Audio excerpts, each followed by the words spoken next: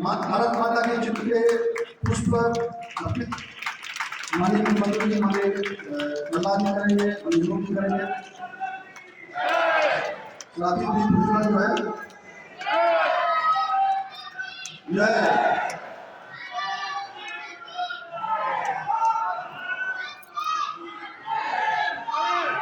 भारत माता की माननीय मुख्यमंत्री जी कार्यक्रम की शुरुआत किया है।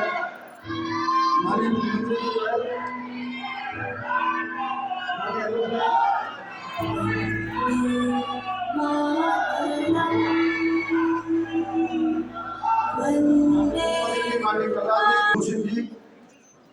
रणजीत जी आए और हम वंदे मातरम से कार्यक्रम की शुरुआत करेंगे।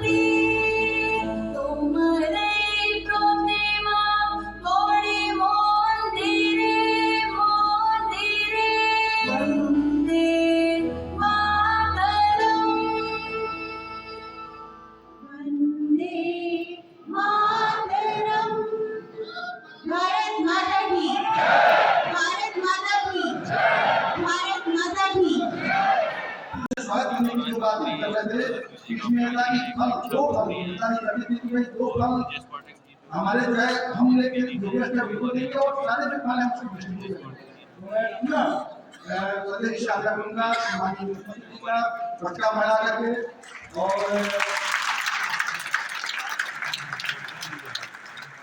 नमो से जो है माननीय मुख्यमंत्री का हमारे बीच में प्रहलाद मिश्रा जी हैं। मैं चाहूंगा कि प्रहलाद जी जो है और जिस जनपद का मैं रहने वाला हूँ वहाँ से आप संसद में रह चुके हैं, मंत्री में रह चुके हैं, आपका काफी आशीर्वाद हम लोगों को मिलता रहा है। तो मेरे लिए ये बहुत खुशी की बात है आपको अपने बीच में पा करके। हमारे बीच में कम्युनिस्ट पार्टी जी है जो पूरे भारत में संस्थाओं के बीच में काफी काम कर रहे हैं। तो अमरीश जी माननीय प्रहलाद जी का दोनों से स्वागत करने का प्रश्न लिया। अमरीश जी इस कार्यक्रम में जो अक्षय उपस्थिति है, जो वन्य संरक्षण के कैंपेन के सदस्य भी है, वो काफी सहयोग कर रहे हैं। इनका भी धन्यवाद। इनका विजय तिवारी जी है, मैं सबका जो है पटका बना करके और फलों से स्वागत करते हुए माननीय जनता जी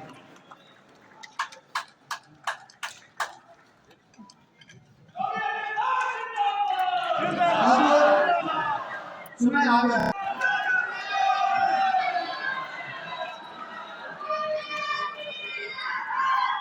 वन नेशन वन इलेक्शन, यानी एक राष्ट्र एक चुनाव। देश के यशस्वी प्रधानमंत्री मोदी जी के देश में राजनीतिक स्थिरता और विकसित भारत की परिकल्पना को साकार करने के लिए, इस विजन को साकार रूप प्रदान करने के लिए आज इस महत्वपूर्ण विषय पर आयोजित इस संगोष्ठी में इस पूरे कार्यक्रम की अध्यक्षता कर रहे हैं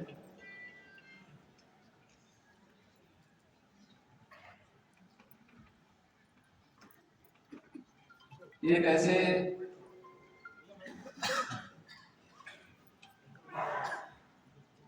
समाजसेवी, भारत माता के एक ऐसे सपूत जिनका पूरा जीवन राष्ट्र की आराधना के लिए समर्पित रहा।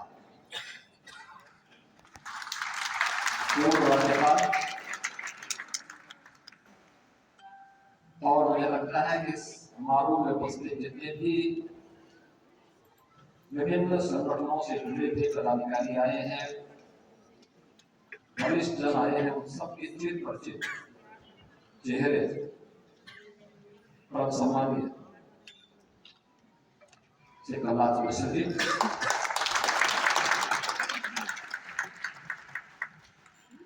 कार्यक्रम के संयोजक, प्रदेश के सह संयोजक, विधान परिषद सदस्य और भारतीय जनता पार्टी के महामंत्री श्री अनूप गुप्ता जी, इस कार्यक्रम के संयोजक एनजीओ प्रकोष्ठ के प्रदेश के संयोजक श्री संदीप शाही जी, समारोह में उपस्थित उत्तर प्रदेश सरकार के पूर्व मंत्री, मध्य प्रदेश के प्रभारी और विधान परिषद सदस्य डॉक्टर महेंद्र सिंह जी, विधान परिषद सदस्य इंजीनियर अमरीश कुमार जी और उपस्थित प्रदेश के अलग अलग कोने से उपस्थित सभी बहनों और भाइयों, देश के व्यापक हित को ध्यान में रख करके इस संगोष्ठी में आप सबकी उपस्थिति के लिए मैं आप सभी का हृदय से अभिनंदन करता हूं।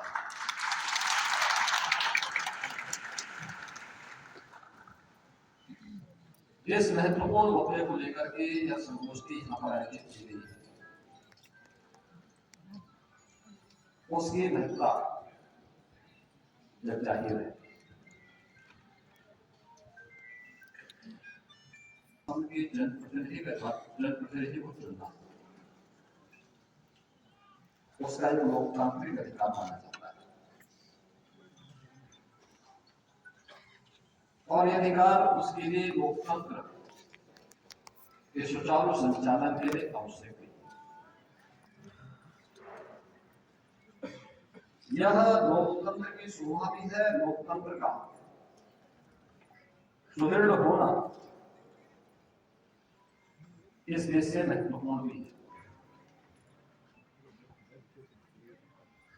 लेकिन जब चुनाव हर 6 महीने और 100 वर्ष में होने लग जाएंगे तो उसके प्रति जो आकर्षण होना चाहिए वो आकर्षण गायब हो जाता है। जैसे अगर व्यक्ति को कोई व्यक्ति अस्वस्थ है या जिसकी कार्य क्षमता थोड़ा कमजोर हुई है, थोड़ा डोज देकर के उसको मजबूत तो किया जा सकता है, लेकिन अगर कोई स्वस्थ व्यक्ति उस डोज को लेकर के चाहेगा कि मैं और भी स्वस्थ होना चाहूंगा, तो मुझे लगता है कि वह स्वयं अपने साथ खिलवाड़ करता है। लोकतंत्र में भी बार बार चुनाव ये जनता पर अनावश्यक बोझ होता है। राजनीतिक अस्थिरता को जन्म देता है। देश के अंदर विकास की संभावनाओं को बाधित करता है। सार्वजनिक जीवन में भ्रष्टाचार को बढ़ावा देता है और राजनीतिक अस्थिरता कभी भी उस देश की संप्रभुता संपन्न और विकसित देश के रूप में उसकी परिकल्पना को साकार करने में सहभागी नहीं हो सकता। आप इस ऑडियो से बार बार का इलेक्शन पूरा नाम क्या है? वहां की जीडीपी को प्रभावित करता है, विकास दर को रोकता है। विकास के लिए चालू योजनाओं में बैरियर का काम करता है और लोकतंत्र के प्रति लोगों के आकर्षण को भी कम करने का कार्य करता है। कोई पक्ष इससे लाभान्वित नहीं होता सिवाय कि राजनीतिक अस्थिरता पैदा करने वाले लोकतंत्र विरोधी तत्वों को इसका लाभ उठाना पड़ता है। उनके लिए एक अवसर होता है अराजकता पैदा करने वाले तत्वों के लिए, जो नहीं चाहते कि राष्ट्र स्थिर हो, क्योंकि कोई स्थिर सरकार जब दे रहा है तो विकास की एक नई रोड मैप के साथ उसको तेजी के साथ आगे बढ़ा सकता है। वह सुरक्षा का पुख्ता इंतजाम कर सकता है, समग्र विकास की रूपरेखा को तैयार करते हुए समाज के प्रत्येक तबके के कल्याण का मार्ग प्रशस्त कर सकता है। लेकिन जब राजनीतिक अस्थिरता होगी तो नीतिगत फैसलों को लेने के लिए उसके पास आवश्यक समर्थन का अभाव होगा। रोड मैप बनाने के लिए लोगों के व्यक्तिगत स्वार्थ आड़े आते रहेंगे। सुरक्षा के लिए कार्य करने के लिए जो ठोस और सुदृढ़ कदम उठाने चाहिए वह उठाने में बाधा और वैसे ही बाधा होगी जैसे 2017 के पहले प्रदेश के अंदर हम सब देख रहे हैं। 2017 के पहले आपने उस उत्तर प्रदेश को देखा होगा जिसमें सरकार के समानांतर हर जनपद में एक नई सरकार संचालित हुई। प्रदेश और देश का कानून नहीं मानते,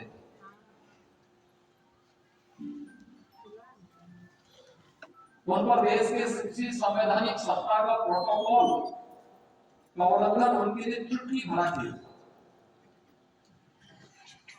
संसद का विशेष अधिकार हो गया था, उन्होंने अपना जन्मसिद्ध अधिकार मान लिया और इस प्रकार की माफिया प्रवृत्ति जब भी बनती उस अराजकता का शिकार व्यक्ति आएगा, समाज बनेगा और अंततः पूरी व्यवस्था उससे पथभ्रष्ट होगी और लोगों के सामने पहचान का संकट खड़ा होगा। राजनीतिक स्थिरता उत्तर प्रदेश उसका एक उदाहरण आपके सामने। उत्तर प्रदेश में अगर एक स्थिर सरकार नहीं होगी उत्तर प्रदेश को हम आज देश की एक अग्रणी अर्थव्यवस्था के रूप में स्थापित नहीं कर पाते। याद करिए 1947 से लेकर के 2017 तक इन 70 वर्षों में उत्तर प्रदेश की अर्थव्यवस्था लगातार नीचे गिर रही है। जब ये देश आजाद हुआ था उत्तर प्रदेश की प्रति व्यक्ति आय राष्ट्रीय औसत के बराबर थी। उत्तर प्रदेश देश की सबसे बड़ी अर्थव्यवस्था के रूप में जाना जाता था, लेकिन 2017 तक आते आते उत्तर प्रदेश देश की 7वीं अर्थव्यवस्था रह गया। अस्थिरता कालों में था कि उत्तर प्रदेश के अंदर कब कौन सरकार पलट जाए, कब आ जाए, कोई भरोसा नहीं था। कब कौन पलटी मार जाए ये भी भरोसा नहीं। और हर जनपद में एक बड़ा माफिया पैदा करके उसको वहां पर लूट खसोट करने, अराजकता पैदा करने, गुंडागर्दी करने की पूरी स्वतंत्रता दे दी गई थी। ये राजनीतिक अस्थिरता और बार बार चुनावों का दुष्परिणाम है जिसमें ये माफिया राज बनता है। प्रदेश के संसाधनों में लूट खसोट हुई है, अराजकता फैली है, विकास बाधित हुआ है, हर एक क्षेत्र में विकास बाधित हुआ है। उत्तर प्रदेश वासियों के सामने पहचान का संकट था। जो उत्तर प्रदेश के साथ हुआ था वही देश के साथ हुआ। 2014 के पहले देश के सामने पहचान का संकट हुआ। दुनिया के अंदर विश्वास का संकट, प्रदेश देश के अंदर विश्वास का संकट, दुनिया के अंदर पहचान का संकट। और ये लगातार जो अस्थिरता, जब भी राजनीतिक अस्थिरता का दौर चलता है उसका खामियाजा देश की अर्थव्यवस्था को भुगतना पड़ता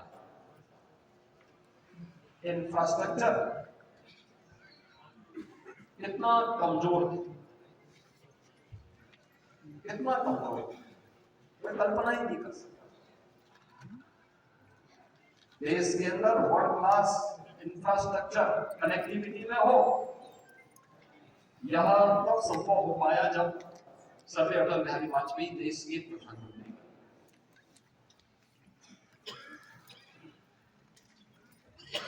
अटल जी को पहला कार्यकाल अस्थिर मिला, दूसरा कार्यकाल भी मिली जुली गठबंधन की सरकारों के साथ मिलकर के कैसे उन्होंने चलाया, या उनकी कौशलता का ही वो परिचय था, अनुभव और कौशलता का ही परिचय था कि वो लेकर के चले। लेकिन जिस राजनीतिक अस्थिरता के दौर से देश को गुजरना पड़ा, आगे उसका खामियाजा देश के सामने पहचान का संकट के रूप में और देश के अंदर व्यापक अविश्वास के रूप में सरकारों को भी और देशवासियों को भी भुगतना पड़ा।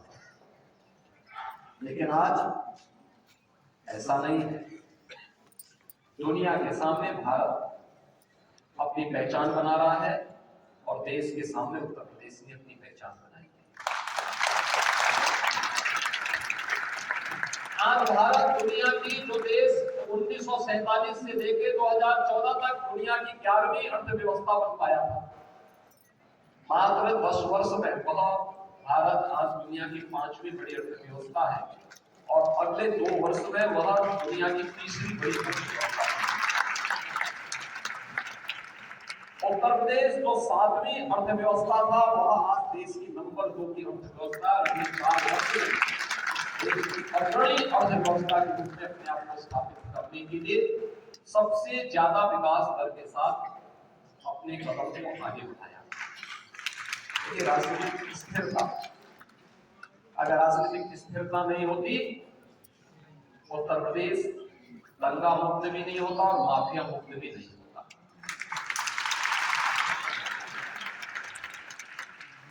ये तब संभव हुआ है जब एक स्थिरता के दौर से हम लोग गुजरे। उस स्थिरता के कारण यद्यपि हमें भी समय समय पे इलेक्शन का सामना करना पड़ता है। हर वर्ष कोई एक नया इलेक्शन आता है, कभी विधानसभा का, कभी लोकसभा का, कभी नगर निकाय का, कभी पंचायतों का, कभी एमएलसी का, और कभी कोई अन्य बाई इलेक्शन का भी सामना करना पड़ता है। ये लगातार आते हैं और इन सभी, क्योंकि जब भी एक इलेक्शन होता है, खासतौर पर जब जनरल इलेक्शन होते हैं, अलग अलग होते हैं, विधानसभा लोकसभा के, पंचायतों के या नगर निकायों के, बड़े पैमाने पे जब एक साथ पूरे प्रदेश के अंदर चुनाव होते हैं, आदर्श आचार संहिता निर्वाचन आयोग का लागू करता है। लोकसभा और विधानसभा के लिए तो भारत निर्वाचन आयोग लगाता है, नगर निकाय और पंचायती चुनाव के लिए राज्य निर्वाचन आयोग अधिसूचना जारी करता है। और अधिसूचना जारी होता है तो मान के चलिए कि 3 महीने तक कोई भी कार्य नहीं हो सकता, कोई नीतिगत निर्णय नहीं ले सकते, विकास के कार्य जहां के तहां बैठ पड़े रह जाते हैं। प्रशासनिक तंत्र पर सरकार का नियंत्रण उस समय ना के बराबर रहता है। इलेक्शन कमीशन उस समय प्रशासन को अपने अनुसार इलेक्शन की ड्यूटी को संचालित करने के लिए लगाता है। अब अनुमान करिए कि जो राज्य और एक वर्ष में इलेक्शन का सामना करना होगा, और एक वर्ष में 3 महीने इलेक्शन में उसके खर्च हो जाते हो, 3 महीने इलेक्शन में खर्च हो गए, 2 महीने पर्व और त्योहारों में खर्च हो गए, बाकी कभी सर्दी पड़ गई, कभी गर्मी पड़ गई, कभी अन्य कारणों से कोई आपदा के कारण बाधित हुआ, 1 महीना हो गया, तो उसके पास कार्य करने के लिए 6 महीने भी नहीं बचे। क्या उन 6 महीनों में कोई रिजल्ट दे पाएगा? और इसीलिए प्रधानमंत्री मोदी जी ने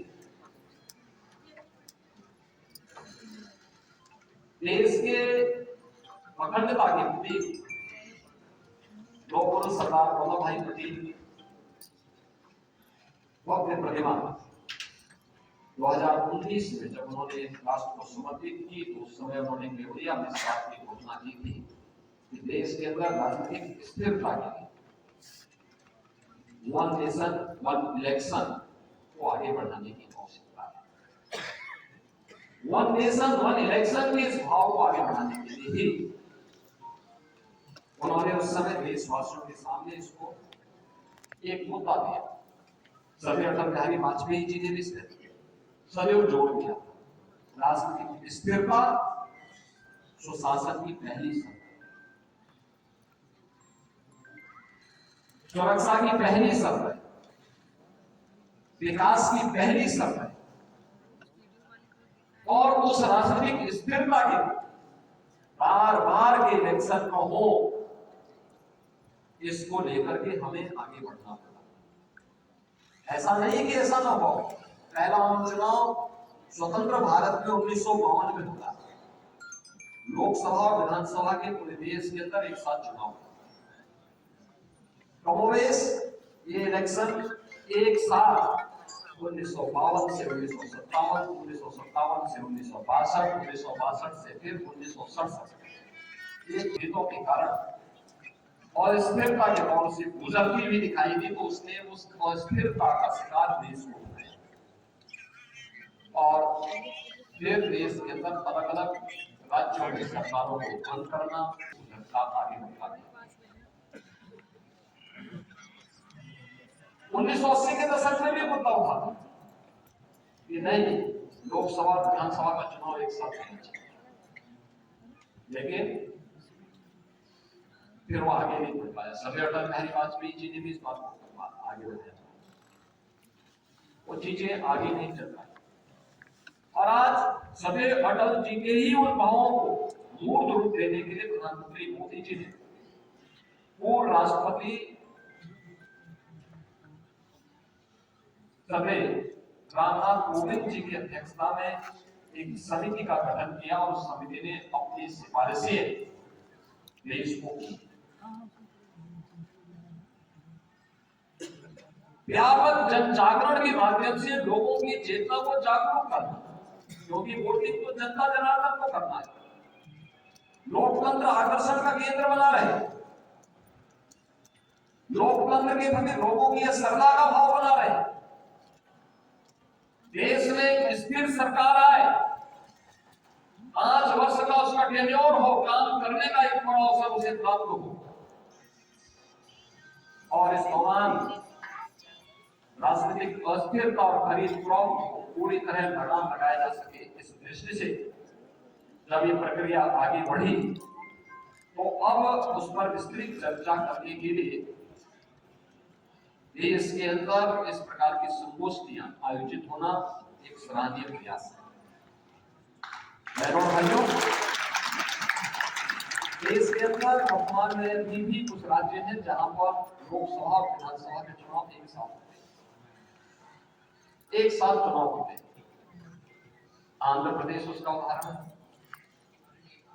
उड़ीसा उसका उदाहरण है, अरुणाचल प्रदेश उसका उदाहरण है, और सिक्किम भी उसी तर्ज पर आगे गया। अन्य राज्यों के लिए भी उस प्रकार की व्यवस्था बनाना, लोकसभा चुनाव के साथ राज्य विधानसभाओं के चुनाव को संपन्न करना, इन्हीं भावों के साथ जनता जनार्दन के सुझावों को देश की राजनीति की स्थिरता के विषय इससे व्यापक चर्चा संसद में होगी, विधानमंडलों में होगी, और उस भाव के साथ उन अमूल्य सुझावों को उसके साथ जोड़ने की प्रक्रिया का हिस्सा कहां पे बनाया जा सकता है। समिति ने इसके लिए अलग अलग फोरम के साथ चर्चा की, अलग अलग मुद्दों पे चर्चा की, अनेक महत्वपूर्ण सुझाव उन्होंने समन्वित किए हैं, और उन सभी सुझावों को लेकर के आज जब देश के अंदर एक वातावरण बन रहा है, तब हम लोग भी आज प्रदेश की राजधानी लखनऊ में, जो देश की आबादी का सबसे बड़ा राज्य है, उसकी राजधानी लखनऊ में इस महत्वपूर्ण मुद्दे को लेकर के आज यहाँ पे खड़े हैं। इस देश के अंदर व्यापक रूप में विकसित भारत की परिकल्पना को साकार करने के लिए वन नेशन वन इलेक्शन के इस भाव को अपूर्व रूप देने का समय आ गया है। जब आज उसकी प्रक्रिया आगे बढ़ेगी और अभी से तय होगा, एक रोड मैप तैयार होगा, रोड मैप तैयार होने के बाद यह तय होगा कि कैसे 2034 तक आते आते, जब लोकसभा का इलेक्शन 2034 में होगा, जनरल इलेक्शन 2034 में होगा, उस दौरान कुछ विधानमंडलों की विधानसभाओं की किसी का कार्यकाल बढ़ाना पड़ेगा, किसी का घटाना पड़ेगा, और उस भाव के साथ एक साथ पूरे देश के अंदर वन नेशन वन इलेक्शन मूल रूप से एक व्यापक परिणाम जागरूक करने के लिए हम सब आज यहाँ पर एकत्रित हैं। हम सबको भी इसका हिस्सा बनना पड़ेगा। अभी से लोगों को बताना पड़ेगा।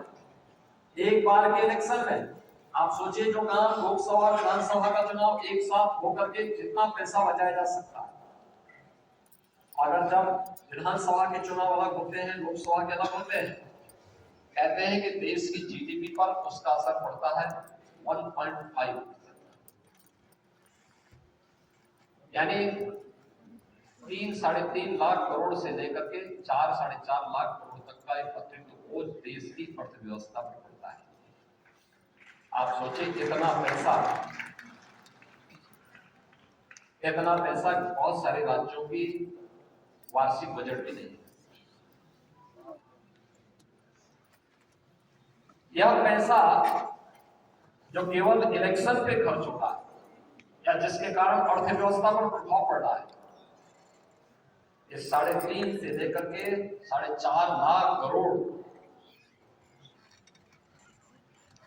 की धनराशि जो चुनाव में खर्च होता है या जिसके कारण विकास बाधित होता है और अर्थव्यवस्था प्रभावित होती है, अगर यह अर्थव्यवस्था का हिस्सा बना रहे विकास के कार्य सुचारू रूप से आगे बढ़ेंगे और व्यवस्था को सुदृढ़ करने में कोई कठिनाई नहीं, वो तेजी के साथ आगे बढ़ेगी। इस पैसे का उपयोग विकास के कार्यों के लिए किया जा सकता है। अस्थिरता का दौर समाप्त होगा। मध्यावधि जो चुनाव होते हैं उनके शेड्यूल तय हो जाएगी। कोई भी मध्यावधि चुनाव अब बचे हुए कार्यकाल के लिए होगा। यह भी तय हो सकता है कि अगर मध्यावधि चुनाव और जनरल इलेक्शन के बीच में बहुत कम समय है, जैसे कि आज के दिन में होता है कि 1 वर्ष से कम का समय होता है, तो वहां पे कोई बाई इलेक्शन नहीं होता। अब जनरल इलेक्शन के साथ ही वहां पर कोई एक व्यवस्था देनी पड़ेगी। जनरल इलेक्शन के साथ ही चुनाव होते हैं। ऐसे ही कोई ना कोई बात उसके साथ जुड़ेगी और उन बातों के साथ जनता जनार्दन के क्या सुझाव होंगे, अलग अलग पक्षों के क्या सुझाव और आते हैं, इन सभी मुद्दों को लेकर के इस पर व्यापक चर्चा को आगे बढ़ाने के लिए इस प्रकार के फोरम के माध्यम से जन जागरण के बड़े कार्यक्रम को आगे बढ़ाने की आवश्यकता है। मित्रों, इस देश की आवश्यकता है। याद रखना, इन मुद्दों पर वे लोग कठोरता के साथ सामने आ सकते हैं जिनके लिए राष्ट्र प्रथम है, जिनके लिए स्वयं का स्वार्थ ही कम भाव होता है। उन लोगों के लिए मुद्दे कोई मायने नहीं होते, लेकिन जिनके लिए देश ही सर्वोपरि है उन लोगों के लिए इसका एक मायने है। और मुझे लगता है हर भारतवासी इस मुद्दे का समर्थन करेगा, क्योंकि वो भी नहीं चाहता कि बार-बार इलेक्शन से बार-बार इलेक्शन से लोक कल्याणकारी योजनाएं बाधित हो और स्थिरता का दौर गुजरे, फिर से वापस आए, इस प्रकार का कोई नहीं चाहता। और इसी भाव के साथ यह कार्यक्रम आज प्रारंभ हुआ है। मुझे पूरा विश्वास है कि देश के अंदर वर्तमान में जिस प्रकार का वातावरण बना है, आप में से किसी से छुपावा नहीं, लोगों के मन में एक नया विश्वास पैदा हुआ। और ये विश्वास नहीं तो क्या, आपने अभी हाल ही में इसी वर्ष 13 जनवरी से 26 फरवरी के बीच में प्रयागराज में महाकुंभ के आयोजन किया।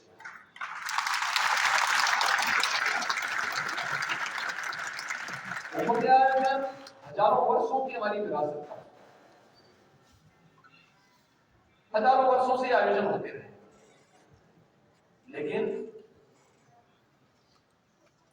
कैसा बना दिया था उस आयोजन। पिछली सरकारों के लिए आयोजन कोई मायने नहीं रखते थे, क्योंकि उनका एजेंडा ही कुछ और था। आयोजनों के पीछे उनको इन आयोजनों को बहुत संकीर्ण दायरे में रख करके उन्होंने कैद करने का प्रयास किया, और इसलिए कोई सुविधा नहीं देते। वहां पे स्वच्छता का वातावरण हो, दिव्य और भव्य कुंभ हो, इसका व्यापक प्रचार प्रसार हो, आने वाले श्रद्धालुओं के लिए सुविधाएं हो, उन्हें हम आयोजन के बारे में सही तरीके से बता सकें और इसे विरासत के साथ जोड़ करके भारत गौरव के प्रतीक के रूप में प्रस्तुत कर सके, ये कभी प्रयास नहीं। अगर उन्होंने अपने एजेंडा का हिस्सा बना करके इसको इस रूप में प्रस्तुत किया होगा तो संभवतः 2007 में भी और 2013 में भी कुंभ का आयोजन इसी भव्यता के साथ हमें देखने को मिलते, जैसे 2019 में और 2025 में हम सबको देखने को मिला। आप कल्पना करिए 2013 में प्रयागराज में कुंभ का आयोजन, और प्रयागराज कुंभ में उस समय कुल 12 करोड़ श्रद्धालु आए। कुंभ में अव्यवस्था और गंदगी का आलम यह था, एक देश के राष्ट्राध्यक्ष आते हैं, गंदगी देख करके बड़ी निराशाजनक ढंग से उन्होंने टिप्पणी की क्या यही गंगा है? और दूर से ही प्रणाम करके चले गए। और 2019 में भी और 2025 में आपने देखा प्रयागराज महाकुंभ के साथ देश और दुनिया का कोई भी ऐसा भारतीय नहीं रहा होगा जो प्रत्यक्ष रूप से भी प्रयागराज में आया और जो नहीं आ पाया और प्रत्यक्ष रूप से उसकी भावनाएं प्रयागराज के साथ जुड़ी। 66 करोड़ से अधिक श्रद्धालु का प्रयागराज की धरती पर ये लोकतंत्र का ही सबसे बड़ा एक प्रकार का महोत्सव जैसा आयोजन जिसके प्रति आम जनता का भाव इस कदर जुड़ा कि जो आया वो अभिभूत होकर के गया, जो नहीं आ पाया उसके सामने पश्चाताप के सिवाय कुछ भी नहीं बचा हुआ। और यह हुआ जब हम लोगों ने भारतवासियों ने इसको अपने विरासत के साथ किया। हर भारतवासी ने कहा कि नहीं, आयोजन अच्छा है हमारा। विपक्षी जितना दुष्प्रचार करते थे पब्लिक उतना ही रिएक्ट करके प्रयागराज पहुंचते।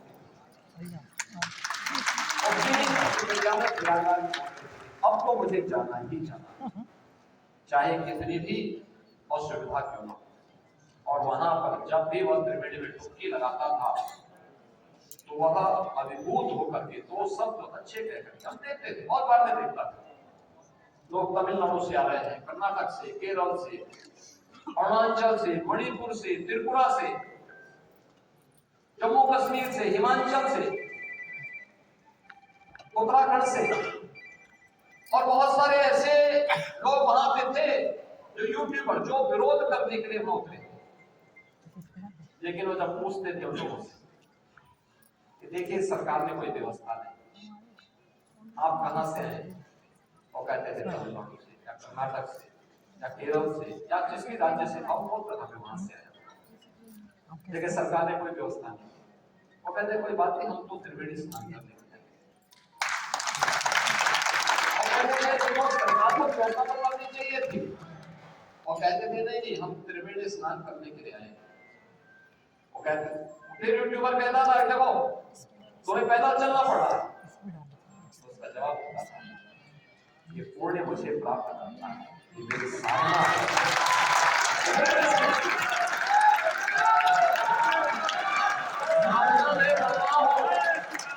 तुम परेशान क्यों हो रहे हो? अरे जब डुबकी मुझे लगाना है तो साधना भी मुझे करनी पड़ेगी। और इसलिए मैं उसी साधना का हिस्सा बनकर एक साधक के रूप में मां गंगा के पास जा रहा हूँ, मां त्रिवेणी के पास जा रहा हूँ। ऐसे ही वन नेशन वन इलेक्शन के बारे में भी जो दुष्प्रचार होंगे, जो लोग विरोध करेंगे, हर भारतवासी को जो लोकतंत्र का समर्थक है, विकसित भारत की परिकल्पना को साकार होने का समर्थक है, उस सबको उसको यही जवाब देना चाहिए कि भाई देश हमारा है, राजनीतिक स्थिरता हमारे लिए है, विकास हमारे लिए है, विकसित भारत की परिकल्पना को साकार हमारे आने वाली पीढ़ी के हित में मोदी जी कर रहे हैं। तो वन नेशन वन इलेक्शन में पूरी तरह से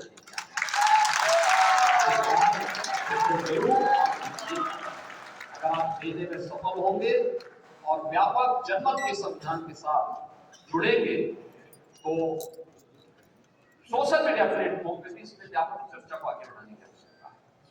अलग अलग पक्षों को लेकर ये बार बार के इलेक्शन कैसे विकास में बाधा पैदा करते हैं, कैसे अर्थव्यवस्था को तबाह करते हैं, कैसे राजनीतिक अस्थिरता को जन्म देते हैं, कैसे माफिया राज को बढ़ावा देते हैं, कैसे पर्व और त्योहारों में बाधा पैदा खड़ा करते हैं।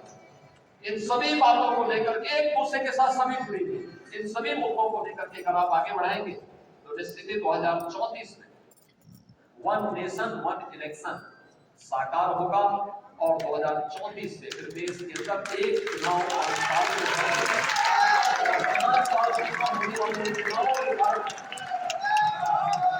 साल के अंदर होने वाले चुनाव के कारण देश के अंदर लोगों विकास के कार्यों को तेजी लाने में, एक व्यापक रोड मैप बनाने में और बार बार के इलेक्शन में होने वाली खर्च पर रोक लगाने में मदद मिलेगी।